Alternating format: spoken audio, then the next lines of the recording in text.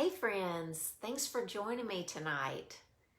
So I just decided to get real with you guys about my rough start in IP because I feel like some of you may be thinking, you've been in IP for a long time. You can't possibly remember what it was like when you started out because I have been doing it for a long time. I've been doing it for over 20 years now. But I can tell you that I remember when I started out as an IP because I had a rocky start. Like many of you who are starting off and it feels like it's a rocky start, I was there too. And so I just wanted to get on here tonight to talk to you about that and just share my experience and share some things that I learned during that time. Even though it was a painful time and I had to make some big decisions and some changes, it influenced me in how I moved forward in my career. And so I just wanted to talk about that today. So just to take you back to the beginning, when I first started out as an IP, I was in my 20s, like some of you all. I mean, you may be in your 20s right now starting out in IP, and that's where I was when I first started out. I was in my 20s. I'd been working in the hospital. I graduated from college. I'd, been a nurse for a few years. I'd been a nursing tech, and I knew everything, right? Like most mid-20s, I knew everything. I didn't need any help. And sometimes, just as nurses, it is hard to ask older nurses because sometimes they're not very nice to us, right? And so, when you're young like that, you think, oh, I know everything. I don't need to ask questions. And so that's where I was. I was out there, I was doing stuff, and I got this job in IP. And, I was ready to tackle this job. And of course, I knew what I wanted to do.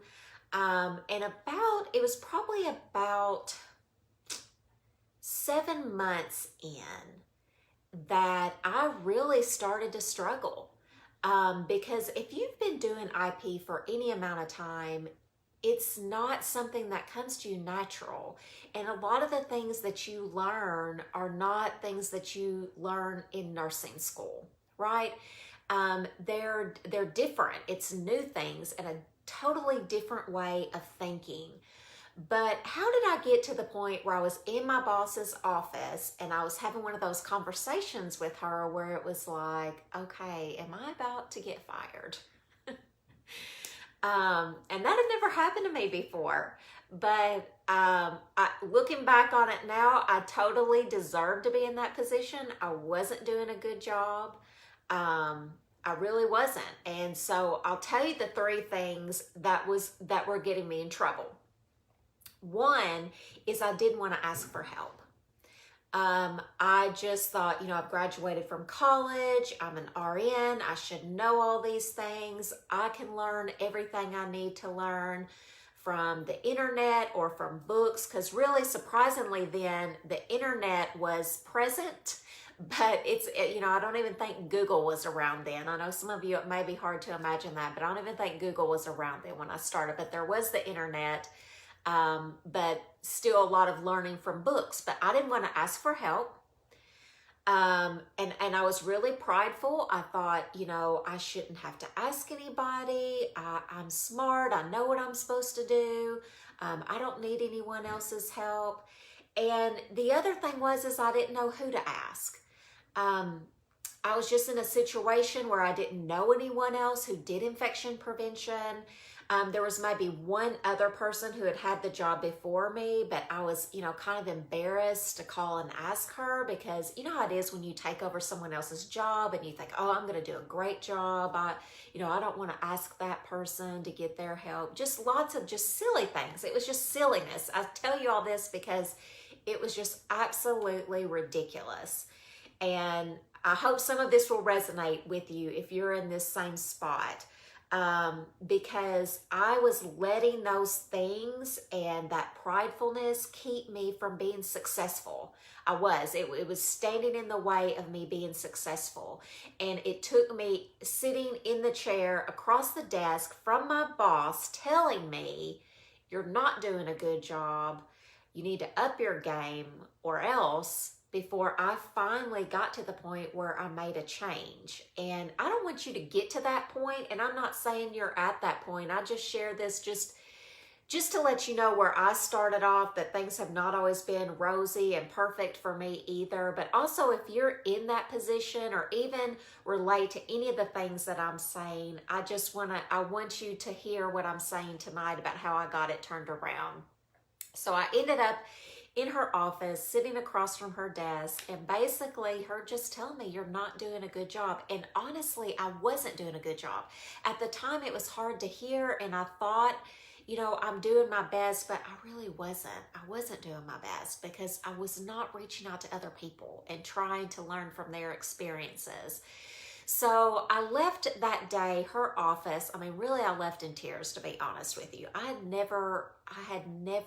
had a job since I was, before I could even drive. When I was 15, I was already babysitting and lifeguarding, probably even before then, maybe 13. I was babysitting, but definitely by 15, I was getting a paycheck and had a boss. And I had never had someone call me into their office like that. And so it was very humbling for me.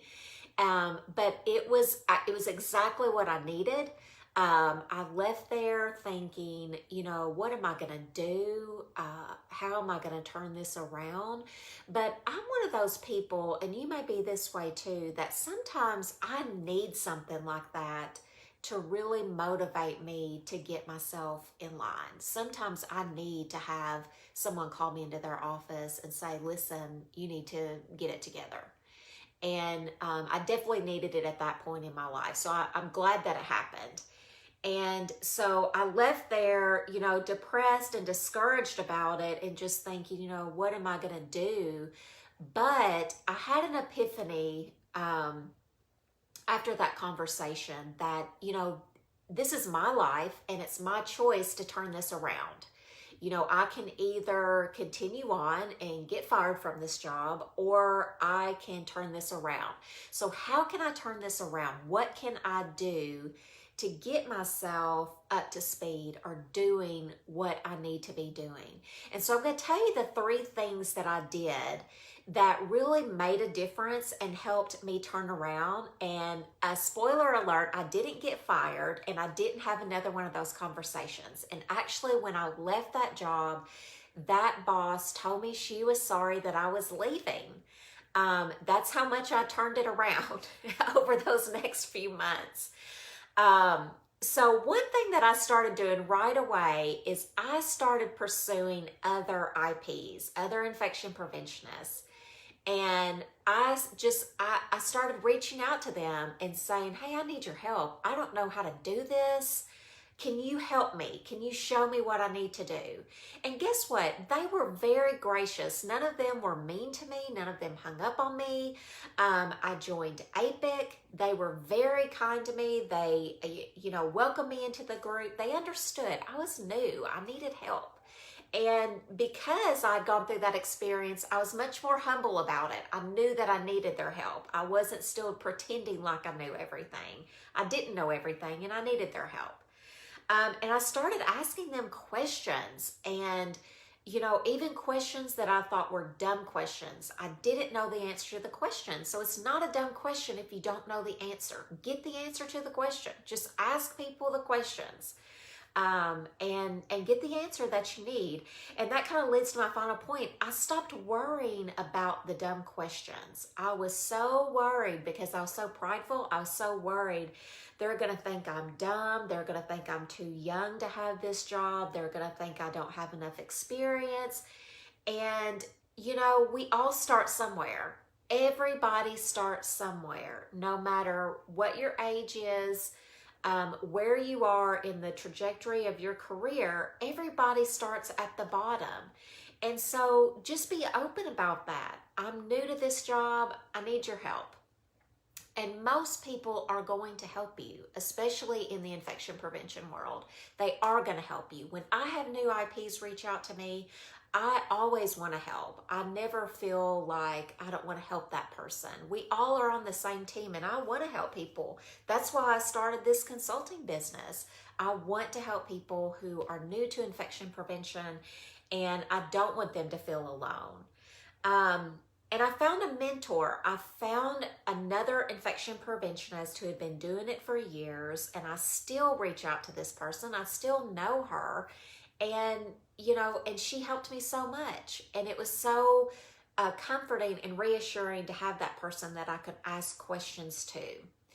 So I share all of this, number one, just to let you know that you're not alone if you're in this same situation. You're not alone.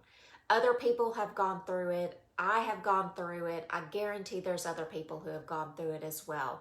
You can make a change. You can decide to make the change and turn things around.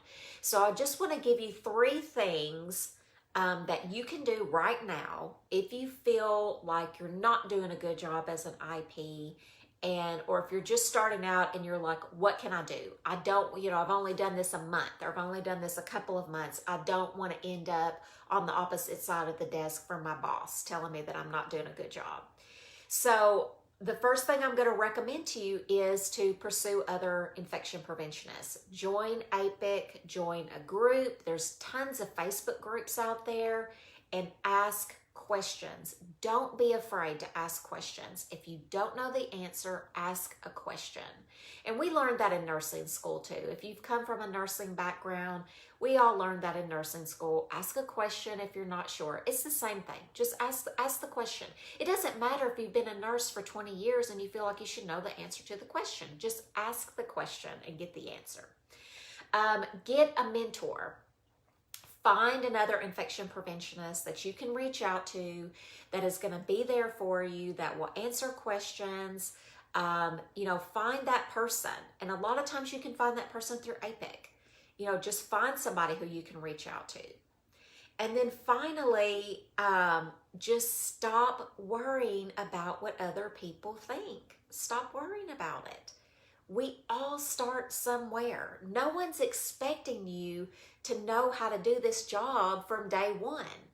It's not a job that you can just walk into and know what to do. No one started nursing school or started whatever career that they're starting in day one knowing exactly what they're supposed to do. Well, you're not going to know that either, and that's okay.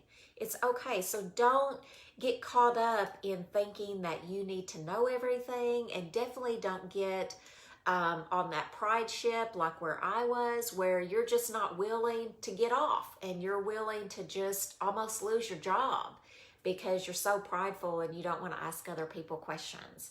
So those are my 3 tips, and that is my story about getting started as an IP. Yes, I almost lost my job, but I did turn it around, and you can turn it around too. And speaking of mentors and speaking of groups, I want to talk about my IP mentorship coaching group. This week I did open up my coaching group. I only open it up before we start a new session because I just want to focus on the group during the session. I don't want to be interrupted by new members. I feel like we can keep our focus if the same people are in the group. So I wanted to talk about that today because if you join before tomorrow, you will get to sit in on the live masterclass that I'm going to do on getting back on track in 2020. And so if you've been struggling to get back on track, and some of you all may have done, I had a free challenge for getting back on track in 2020. I talked about it on my podcast.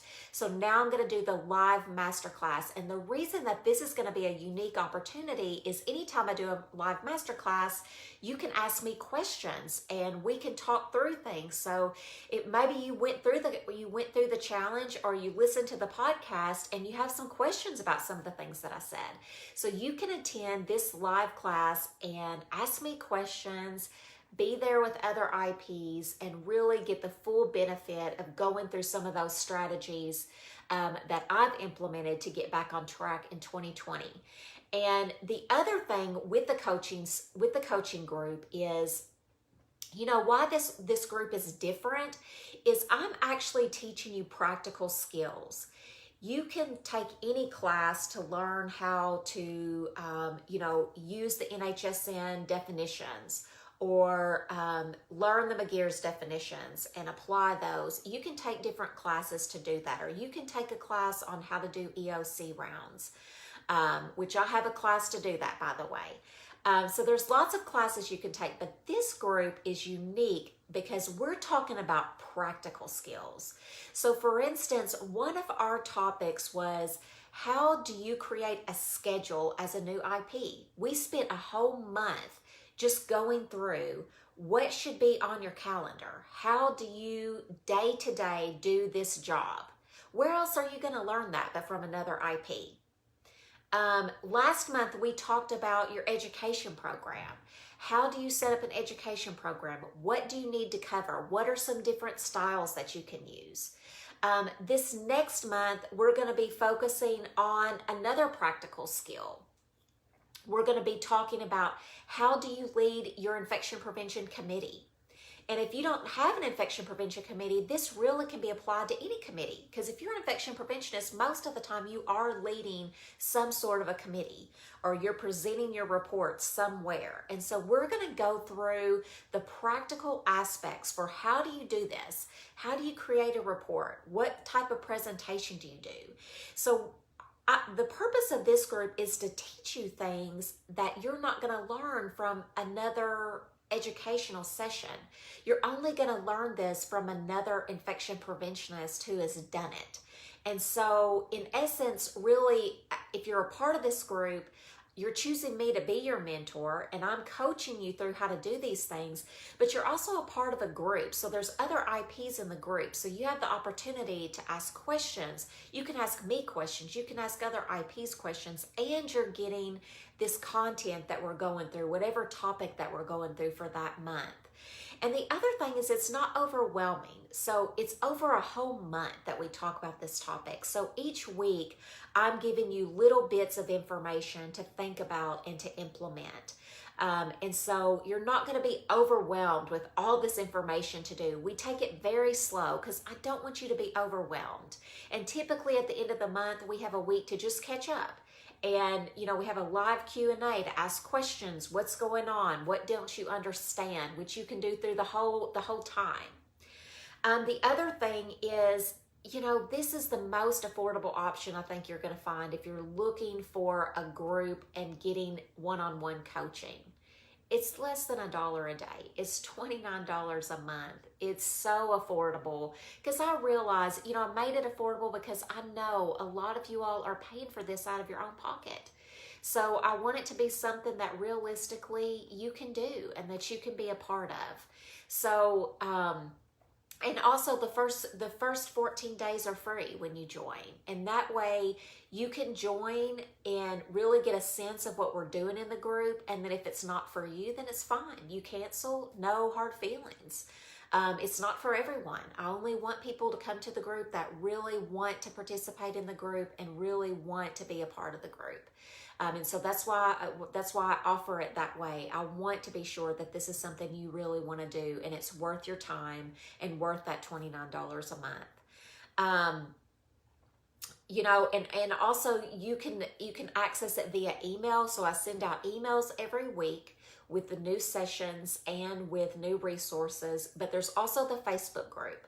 So if you just want to participate on Facebook, you can. If you just want to get emails, you can. If you do both, that's how you're going to get maximum value from the group, because you have access to the coaching, and then you also get it straight to your email, so you can watch everything, download everything.